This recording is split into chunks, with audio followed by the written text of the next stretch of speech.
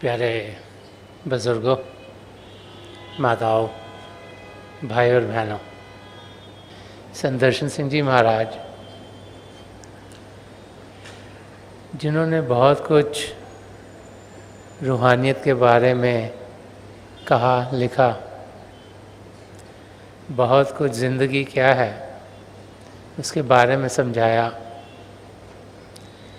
बहुत प्रेम दिया हम सबको कि हम सब इस माया की दलदल में जीते हुए अपने मकसद, अपने निर्धाम सचखंड तक पहुंच जाएं।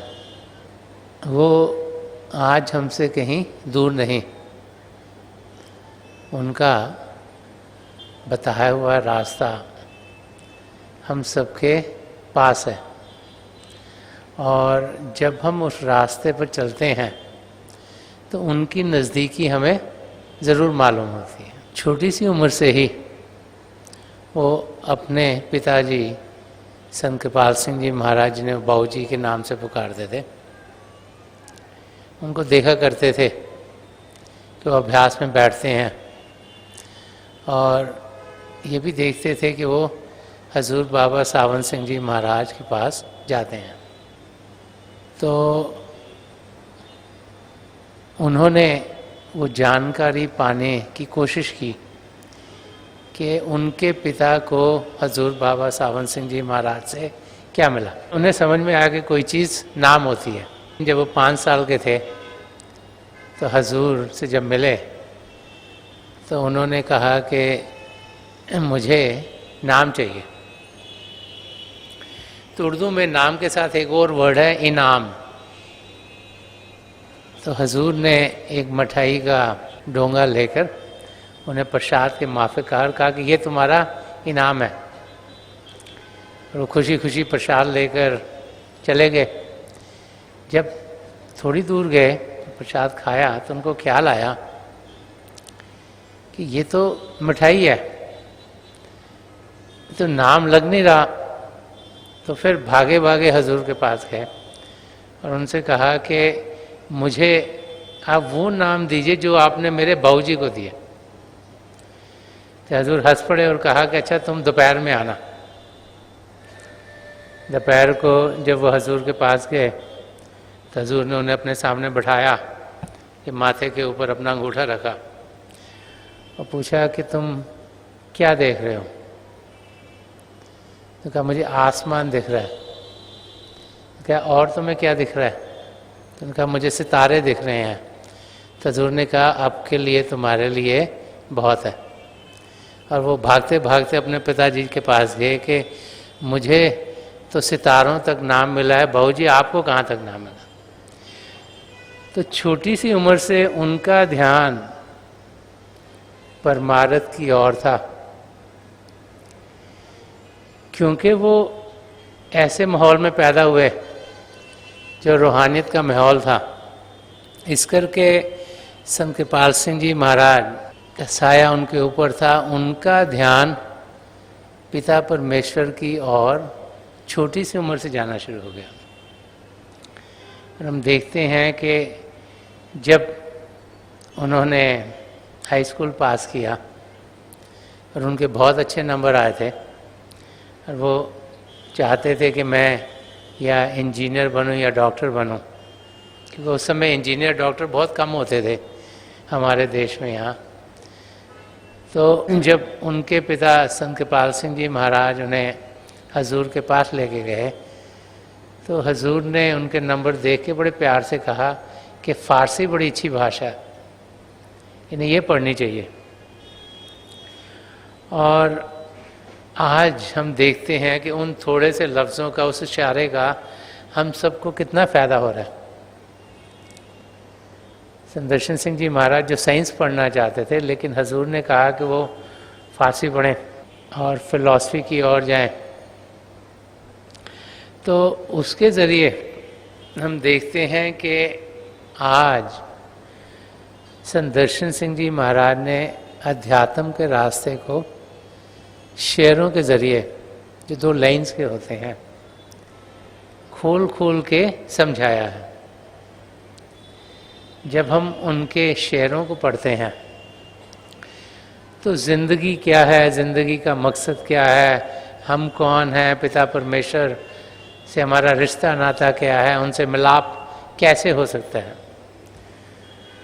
किस किस्म की ज़िंदगी हमें जीनी चाहिए, ये सब खोल खोल के अपने शेरों के ज़रिए संत दर्शन सिंह जी महाराज हम सब के लिए छोड़ गए हैं कि वो भाई बहन जो उनकी ज़िंदगी में जी रहे थे, या वो भाई बहन जो 100 साल बाद, हज़ारों साल बाद आएंगे, उनके लिए वो खजाना रहेगा कि वो अपनी मंजिल तक कैसे पहुंचे। अध्यात्म का रास्ता बहुत सीधा है, लेकिन हम लोग जो इस दुनिया में जीते हैं, जो सोचते हैं कि हम बड़े अक्लमंद हैं, वो सीधी चीज़ को समझ नहीं पाते। हम सोचते हैं चीज़ जब कॉम्प्लिकेट हो गई तभी समझने का फ़ायदा है। आसान चीज़ को हम छोड़ देते तो बहुत आसान है, जो कॉम्प्लिकेटेड चीज़ है उसको समझने की कोशिश करते हैं। तो अध्यात्म का रास्ता बहुत सीधा साधा है। वो हमें समझाता है कि एक पिता परमेश्वर हैं, उन्होंने सृष्टि रची, वो ही सब कुछ करने वाले हैं, उनके बहाने में सब कुछ होता है, उनकी रज़ा में सब कुछ होता है। पत्ता भी हिलता है तो उनकी रज़ा में हिलता है, हवा भी चलती है उनकी रज़ा में चलती है, बारिश भी होती है उनकी रज़ा में होती है। और उन्होंने अपनी मौज में कई खंडमंडल बनाए, सचखंड, पार ब्रह्म, ब्रह्मांड, अंड और पिंड। और फिर अपने आप को अपने आप से अलग किया, जिन्हें हम आत्माएं कहते हैं, और इन मंडलों को बसाने के लिए उन आत्माओं को यहाँ भेज दिया। अब हम सब यहाँ इस पिंड के देश में, हमारे पिंड के देश में, ये धरती है, आसमान है, सितारे हैं, चंद्रमा है, सूर्य है, और कई गैलेक्सीज भी हैं। ये जड़ता का देश है, और आत्मा को यहाँ जीने के लिए कई कवरिंग जोड़नी पड़ी। पार ब्रह्मंडी शरीर, ब्रह्मंडी शरीर, अंडी शरीर, पिंडी शरीर, तो हमारी आत्मा के ऊपर ये हैं ताकि हम यहाँ पर जी सकें। और यहाँ इन कवरिंग्स के अंदर जीते जीते इन शरीर को ही हम अपना असली आपा समझना शुरू हो गए हैं। मन इंद्रियों के घाट पर हम जीते हैं। यहाँ जीने के लिए हमें इंद्रियां दी गई हैं, आँखों से देखना, कानों से सुनना, नाक से सूंघना, ज़बान से चखना, और शरीर में हज़ारों सेंसेस हैं, स्पर्श की इंद्री। तो उनके ज़रिए हम इस दुनिया में जीते हैं, तो सोचते हैं कि सब कुछ इस शरीर के साथ ही होता है। इसको हम असली समझना शुरू कर गए हैं। तो महापुरुष समझाते हैं कि शरीर असली नहीं, इसको जो जान दे रही है, जो हमारी आत्मा है, वो ही हमारा असली रूप है। और इस शरीर में प्रभु ने वो पदार्थ दिए हैं कि हम सच क्या है, झूठ क्या है, उसका निर्णय कर सकते हैं। राइट और रॉन्ग क्या है, उसको जान सकते हैं, और सच की और कदम बढ़ा सकते हैं। तो इस मानव चोले में आना एक बहुत बड़ी बरकत है। अब ये शरीर तो मिल गया, साथ में हम देखते हैं और भी बहुत से जीव हैं। तो सोचते हैं जानवर हैं, मछलियां हैं, परिंदे हैं, इंसेक्ट्स हैं। तो प्रभु ने ये भी सब बनाए ताकि हमारी आत्मा अपने कर्मों के लिहाज से उनमें भड़कती है। लेकिन मानव चोले में सिर्फ वो पदार्थ दिया जिसमें कि हम प्रभु को जान सकते हैं, उनको पा सकते हैं, 84 लाख जिया जो उनसे छुटकारा पा सकते हैं। तो एक सुनहरा मौका पिता परमेश्वर ने हमें दिया है। और अध्यात्म का रास्ता समझाता है कि हम सब पिता परमेश्वर को जान सकते हैं। जो 9 द्वार हैं जिनसे हम बाहर की दुनिया में देखते हैं, एक 10वां द्वार भी है, एक शिव नेत्र भी है जो यहाँ 2 आंखों के बीच में है, जहाँ पर जब हम ध्यान टिकाते हैं तो हम अंदर की दुनिया में जा सकते हैं। और यहाँ पर ध्यान टिकाने के लिए इस द्वार को खोलने के लिए, क्योंकि द्वार ये बंद है, अगर हम अपने आप खोल सकते तो 84 लाख जीवार्जुन में हमें भटकना नहीं पड़ता। इनको खोलने के लिए एक संत सदगुरु की हमें ज़रूरत पड़ती है कि गुरु की नीड क्या है, उनकी ज़रूरत क्या है कि इस 10वें द्वार को वो खोलें। और फिर जब हम अंदर की दुनिया में जाएं तो हमारे को वो सहारा दें ताकि अंदर की दुनिया में हम लोटपोट ना हो जाएं। क्योंकि जो निचले 3 मंडल हैं, पिंड और ब्रह्मांड, वो काल के दायरे में है। तो अगर हम अपने आप जैसे बाहर की दुनिया में भटकते रहते हैं, अंदर की दुनिया बड़ी आसानी से भटक सकते हैं। तो हमारे सदगुरु पहले तो द्वार खोलते हैं, फिर हमारे अंग संग रहते हैं ताकि अंदर भी कोई हमें रुकावट ना आए, हमें रास्ता मिले, हमें सहारा मिले, वो हमें अपने साथ अपनी मंजिल सचखंड तक पहुँचा दें। तो ये सिंपल और स्ट्रेट फॉरवर्ड है, आसान है, सीधा साधा रास्ता है। लेकिन क्योंकि आसान है, हम सोचते ये तो हो ही नहीं सकता। ये कैसे हो सकता है कि वो कहते हैं सागर में तो गागर आ गया, गागर में सागर कैसे आ गया? समुद्र में तो बहुत बूंदे हैं, लेकिन बूंद में समुद्र कैसे आ गया, वो इंसान के समझ में नहीं आता। कि हमारा दिमाग एनालिटिकल है, सोचता है, समझता है, सोचता है ये ठीक है, ये ठीक है, ये ठीक है, ये ठीक है, लेकिन हम भूल जाते जो अध्यात्म का रास्ता वो दिलो दिमाग से कहीं आगे है। वो ऐसी चीजें जो हमारी समझ के दायरे से बाहर है, जब तक उनका हम अनुभव नहीं करेंगे वो क्यों होता हमारी समझ में नहीं आता।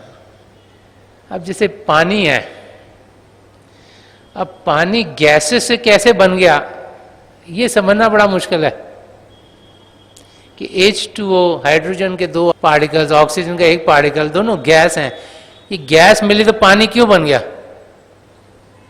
हम देखते हैं, हम पानी को तोड़ सकते हैं, गैस देख सकते हैं, लेकिन क्यों बना ये तो प्रभु को मालूम है।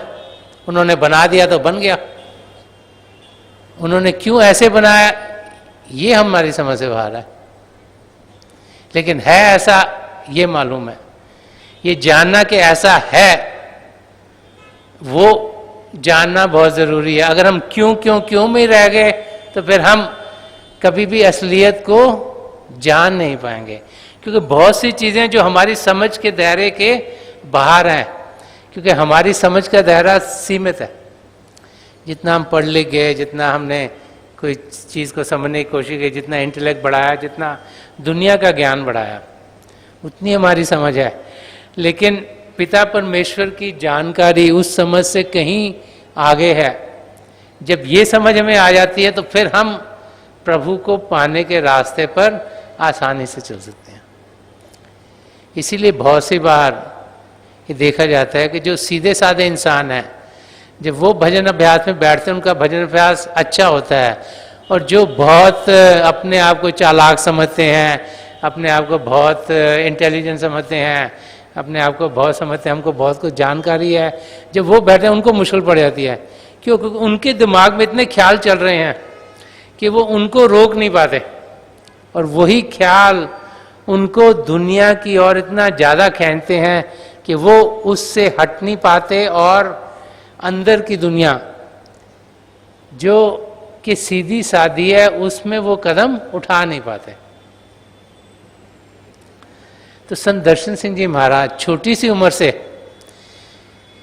क्योंकि ऐसे घराने में पैदा हुए जहाँ संत कृपाल सिंह जी महाराज थे, जहाँ उन्होंने रूल बनाया था तो घर में अगर कोई बात करनी है तो अच्छी होनी चाहिए, किसी की बुराई करनी तो वो सुनते ही नहीं थे।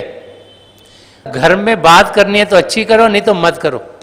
लोगों के घर में क्या होता है, कभी इसकी टांग खींच रहे हैं, कभी उसकी टांग खींच रहे हैं, कभी ये कर रहे हैं, कभी वो कर रहे हैं। शुरू से वो देखते थे अपने पिताजी को, माताजी को अभ्यास में बैठा, तो उनको शुरू से ही इस रास्ते की जानकारी हुई, और हजूर बाबा सावन सिंह जी महाराज की दया मेहर उन पर हुई, रास्ते पर चलने शुरू हो गए। हाई स्कूल के बाद पर्शियन लैंग्वेज सीखी, क्योंकि हजूर ने कहा कि इस लैंग्वेज में, सूफिज़म में और बहुत से रूहानियत की जो बातें लिखी हुई हैं वो इस भाषा को जानकर मालूम होंगी। छोटी सी उम्र से उन्होंने शेरों के ज़रिए जो रूहानियत का रास्ता है, जो उसकी समझ है, वो आस्ते आस्ते खोलनी शुरू कर दी। जो सबसे पहला शेर उन्होंने लिखा वो ऐसे है कि खुदा का नूर मुर्शिद में भला मालूम होता है। खुदा का नूर मुर्शिद में भला मालूम होता है, ये आईना है वो जिसमें खुदा मालूम होता है। तो वन ऑफ द जो बेसिक टेनेंट्स है, जो बेसिक्स हैं रूहानियत के रास्ते की, कि पिता परमेश्वर का नूर, उनकी इनलाइटनमेंट, उनकी रोशनी, उनकी ज्योति, उनका नाम, उनका शब्द, ये कहाँ से मिलता है? इसको पाएं कहाँ से? पिता परमेश्वर तो है, इसे हम मान लेते हैं, उनको देखें कहाँ? पहाड़ पे बैठे हैं, दरिया में बैठे हैं, इस देश में हैं, उस देश में, कहाँ पर हैं? जो उनसे जो रूहानियत निकलती है उसको देखें कहाँ, जाने कहाँ, पहचाने कहाँ? क्योंकि हम तो सिर्फ मन इंद्रियों के घाट पर जीते हैं। तो संत दर्शन सिंह जी महाराज ने छोटी सी उम्र में ये कह दिया कि खुदा का नूर मुर्शिद में, मुर्शिद सदगुरु को कहते हैं, भला मालूम होता है। कि जो हमने प्रभु से रोशनी देखनी है, जो उनकी आध्यात्मिक शक्ति देखनी है, कहाँ पे देखें? अपने सदगुरु के अंदर, उनके अंदर ही दिखती है कि ये आईना है वो जिसमें खुदा मालूम होता है, कि इनके जरिए ही, इनके बीच में से ही हमें खुदा मिलेगा, इनके जरिए मिलेगा खुदा। तो ये संतमत का पहला चैप्टर है जो हमने समझना है कि अगर पिता परमेश्वर को पाना है तो कहाँ से पाना? अगर यही नहीं समझ आया तो उन्हें पाएंगे कहाँ से? एक पूर्ण महापुरुष जब अपनी तवज्जो हमें देते हैं, हमें इस शरीर से ऊपर उठने की शक्ति देते हैं, फिर हम जब आसमान, सितारे, चंद्रमा, सूर्य को पार कर पाते हैं तो हम उनके नूरी स्वरूप तक पहुंचते हैं, जिसे हम गुरुदेव के नाम से पुकारते हैं। एक संत सदगुरु को जब हम भारी रूप से देखते हैं, हम एक अध्यापक, टीचर के रूप में देखते हैं। हम उन्हें सत्संगों में मिलते हैं, उनके दर्शन करते हैं, देखते हैं कि औरों की मदद कर रहे हैं, तो आस्ते आस्ते आस्ते हमें उनसे लगाव हो जाता है। हम समझते हैं वो अच्छे इंसान हैं, और जैसे जैसे हम सत्संगों में आते हैं हमें भी लगता है कि हम कुछ और पाएं, और हम नाम लेने के लिए तैयार होते हैं। फिर अगर वो चाहें कि हमें नाम मिले और हमें नाम की देन मिलती है तो क्या होता है कि उनका नूरी स्वरूप यहाँ हमारे शिव नेत्र पर टिक जाता है। फिर जब भी हम उन तक पहुँचेंगे वो हमें अंदर के मंडल पर लेके जाते हैं, और वो हमारे साथ है। अगर हम उन्हें देख नहीं पाते तो कमजोरी हम में है कि हम अपने आप को उस अवस्था में कर नहीं पाते जिसमें हम उनका अनुभव कर पाए। अब पिता परमेश्वर है, अगर उनकी हम जानकारी ना पाए तो कमजोरी हमारी है। अगर हमारा सारा समय इस दुनिया में सिर्फ दुनिया की चीजों की जानकारी में रह गया और हम कहें तो हमने तो प्रभु को देखा नहीं, तो कमजोरी प्रभु की नहीं हमारी है कि हमने जो समय मिला था प्रभु को पाने का उसको दुनिया की ओर लगा दिया, और ये सोचा, ये समझा कि दुनिया की चीजें ही सबसे जरूरी हैं, और सब अपने एफर्ट्स उस ओर डाल दिए। तो महापुरुष बार बार समझाते हैं कि पिता परमेश्वर हमारे को मिल सकते हैं, हम उन्हें जान सकते हैं, पहचान सकते हैं। हमने जिसे रूह की उड़ान कहा गया है, अंदरूनी यात्रा कहा गया है, उस यात्रा पर जाना है। और मताए नूर जो संदर्शन सिंह जी महाराज की एक गज़लों का संग्रह है। मताए नूर का मतलब होता है कि नूर का खजाना, आध्यात्मिक रोशनी का भंडार, वो खजाना जिसके ज़रिए रोशनी क्या है, अध्यात्म क्या है, स्पिरिचुअलिटी क्या है, इसकी समझ में आए। उसका जो सबसे पहला शेर है उस किताब का, उसमें संदर्शन सिंह जी महाराज ने फरमाया है कि खाक से ताबा क्या कशां, हमने तो जब किया सफ़र, खाक से ताबा क्या कशां, हमने तो जब किया सफ़र, इश्क मिला कदम कदम, हुस्न मिला नज़र नज़र। तो वो जो अंदरूनी यात्रा है वो उन्होंने उस किताब के सबसे पहले शेर में समझाई कि सारी किताब किसके लिए लिखी हुई है, उस यात्रा की जानकारी पाने के लिए। वो यात्रा क्या है? खाक का मतलब था मिट्टी से, खाक से ताबा क्या कशां, ताबा का मतलब होता है हद तक, सीमा तक जाना। क्या कशां का मतलब होता है जो अंदर का चिदाकाश है, जो अंदर की दुनिया है, जो ये पिंडांड ब्रह्मांड पार ब्रह्म सचखंड जो सब हमारे भीतर है। तो कह रहे हैं कि जब मिट्टी से, इस फिजिकल वर्ल्ड से मैं अंदर की दुनिया की हद तक गया तो मैंने क्या पाया कि इश्क मिला कदम कदम, कि हर कदम पर मुझे प्रेम मिला। किसका प्रेम? गुरु का प्यार। क्यों? क्योंकि इस अंदर की जर्नी पे जाने के लिए, इस यात्रा पर जाने के लिए पहले रोशनियों को पार करके, आसमान सितारे चंद्रमा सूर्य को पार कर हम पहले अपने गुरु के नूरी स्वरूप तक पहुंचते हैं। फिर उनका प्यार है जो हमें अपने साथ लेके जाता है। तो इश्क मिला कदम कदम के, जैसे इस यात्रा पर गए अपने गुरु के नूरी स्वरूप तक पहुंचे तो उनका प्यार और मिला और मिला और मिला। और उसके साथ क्या है? हुस्न मिला नजर नजर, कि हर एक नज़ारा और खूबसूरत होता गया, और खूबसूरत होता है, और खूबसूरत होता है। क्योंकि जहाँ पर प्यार होता है वहाँ पर खूबसूरती खूबसूरती होती है, वहाँ पर हर चीज़, एक जगह और फरमाया, हर चीज़ हुस्न आफरी होती है, कि हर एक चीज़ और जब हम प्यार में तो खूबसूरत लगती है। तो जब हम अपने गुरु का प्यार पाते हैं तो फिर हर एक चीज़, हर एक मोमेंट हमें खूबसूरत ही खूबसूरत लगनी शुरू हो जाती है। और यही संदर्शन सिंह जी महाराज हमें समझा रहे हैं कि जो रोशनी का भंडार है वो हमें खुशियों के आलम में पहुंचा देता है। जब हम अपने भीतर प्रभु की ज्योत के साथ जुड़ते हैं, उसके साथ मिलते हैं, तो फिर हर एक चीज़ अच्छी लगनी शुरू हो जाती है। सारा एटमॉस्फेयर प्रभु के प्रेम से भरपूर होता है और हम वो जो खुशी का आलम है, जो आनंद की अवस्था है, उसमें अपने आप को पाना शुरू कर देते हैं। शुरू शुरू में जब हम अपने सदगुरु के पास आते हैं, उन्हें देखते हैं, तो हमें जो सत्संग में चीज़ें सुनने को मिलती बड़ी अच्छी लगती हैं, क्योंकि हमें समझा रहे हैं सच्चाई क्या है, जीना कैसे चाहिए, सच्चा रास्ता क्या है। फिर हम देखते हैं कि औरों से वो मिलते हैं तो बड़े प्यार से मिलते हैं, उसका हम पर भी असर होता है। फिर जैसे जैसे ज़िंदगी बढ़ती है हम देखते हैं कि उनका सहारा हमारी बाहर की ज़िंदगी में भी है। कोई एक इंसान आया, एज एन एग्जाम्पल, कि उसको या उसके फैमिली में किसी को कोई तकलीफ़ है, वो एक्सरे लेके आता है जिसमें लग रहा है कि बड़ा चीज़ें ख़राब हैं। अपने सतगुरु को दिखाते हैं, उसे देखते हैं, 2 हफ्ते बाद पता लगता है एक और एक्सरे कराया, वो तकलीफ दूर हो गई।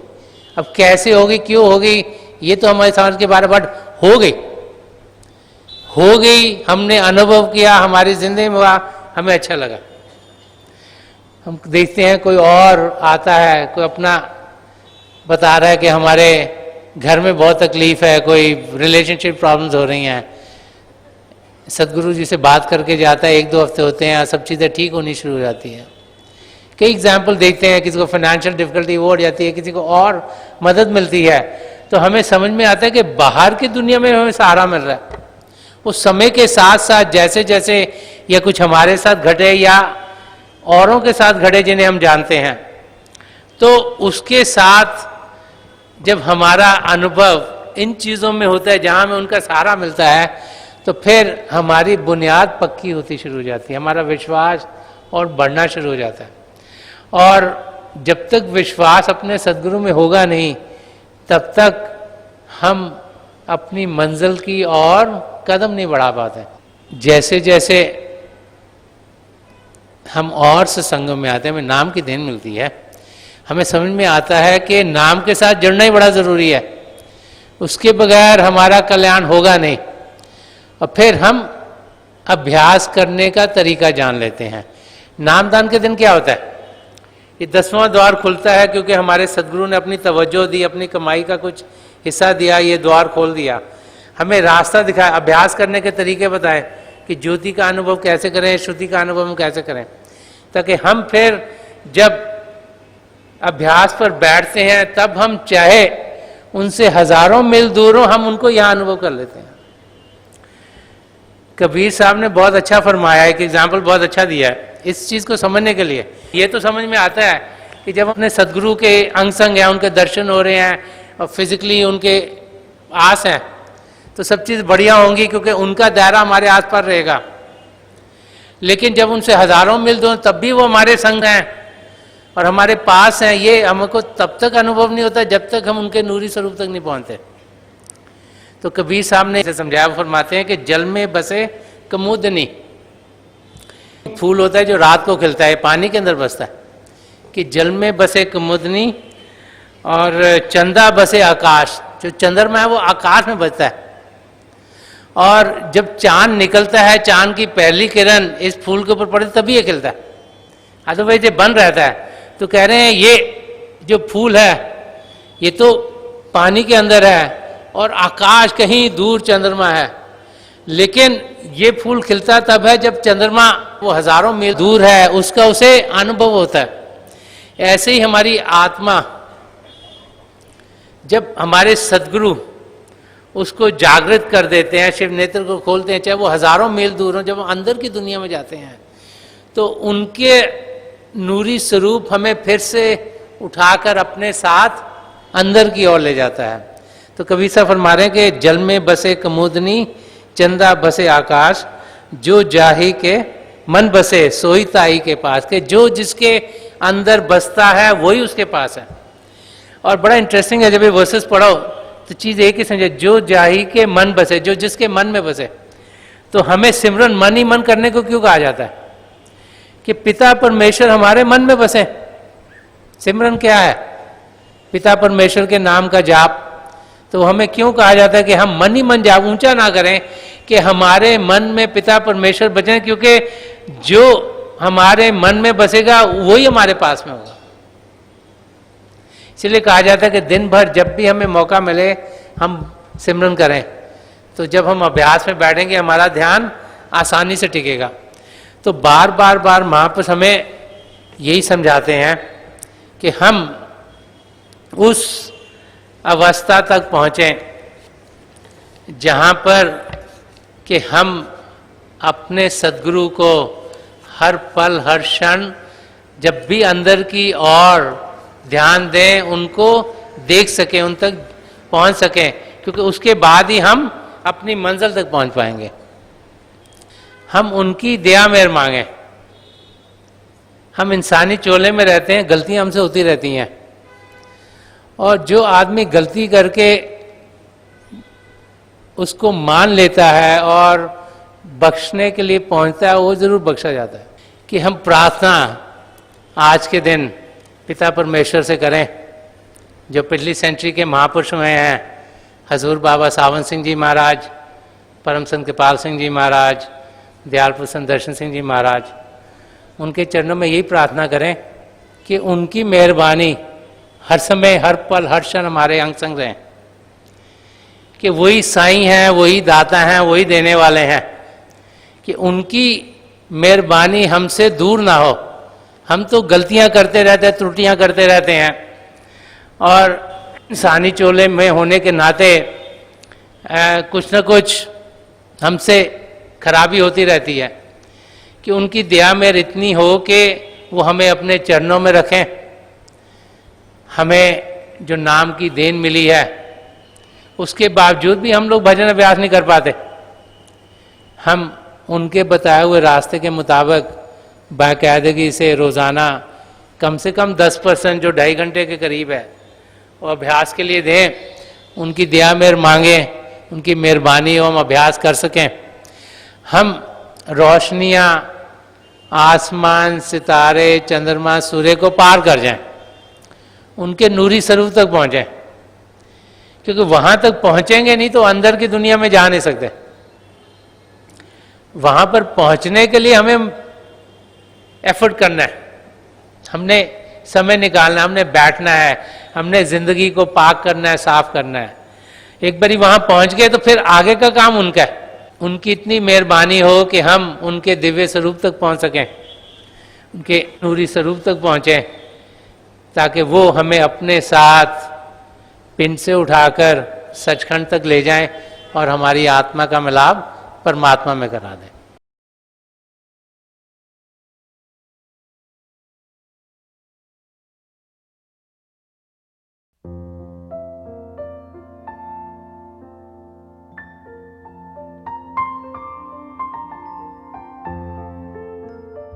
तो थोड़ी देर के लिए हम सब अभ्यास के लिए बैठ जाएं।